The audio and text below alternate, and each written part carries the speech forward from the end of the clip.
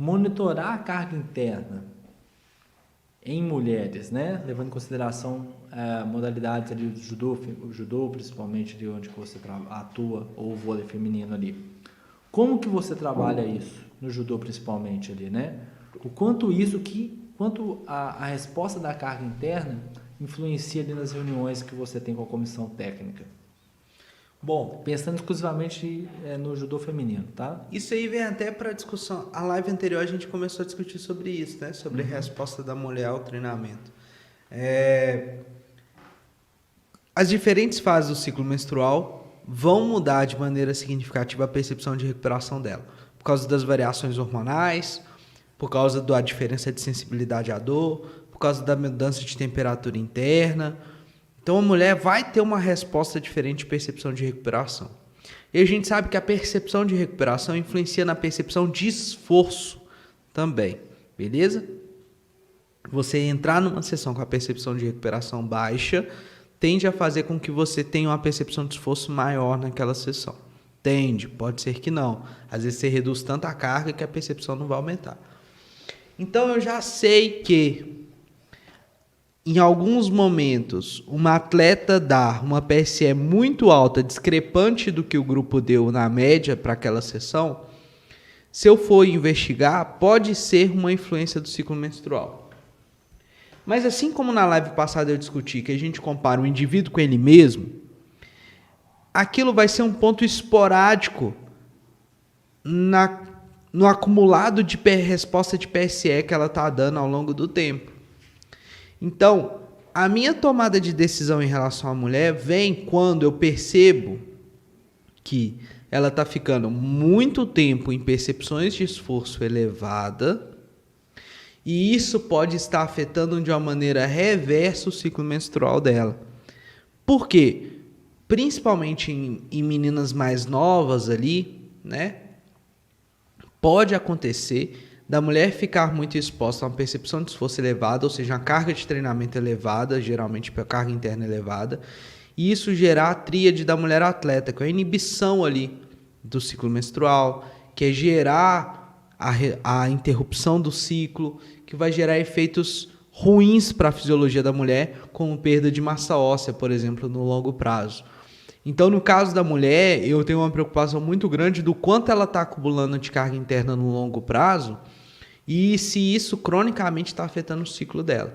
Mas aí exige uma parceria junto com a medicina, com a psicologia, toda uma interação mais próxima para conseguir acessar essas informações que muitas vezes são mais privadas, mais sensíveis. Perfeito. E aí, um pouco ainda dentro desse assunto, nas modalidades ali que você atua, aí pode levar em consideração tanto a modalidade masculina e feminina, em todas as modalidades ali que você atua como fisiologista, você utiliza dos mesmos parâmetros para poder avaliar a carga interna? Então, futsal, basquete, judô. Pensando rápido aí, você utiliza... Todos têm percepção de esforço da sessão. Por que todos têm percepção de esforço da sessão? Porque eu preciso saber como o indivíduo percebeu o treino. Tem atletas meus de futsal que ficam ali 30 minutos na frequência cardíaca máxima da sessão e tem, então, no final do treino, uma percepção de esforço 4, que é abaixo de difícil. A percepção vai de 0 a 10, ele deu nível 4. E ele ficou 30 minutos próximo da frequência cardíaca máxima. Ele já se adaptou a lidar com essa demanda fisiológica de estar próximo da frequência cardíaca máxima e, consequentemente, um consumo de oxigênio elevado.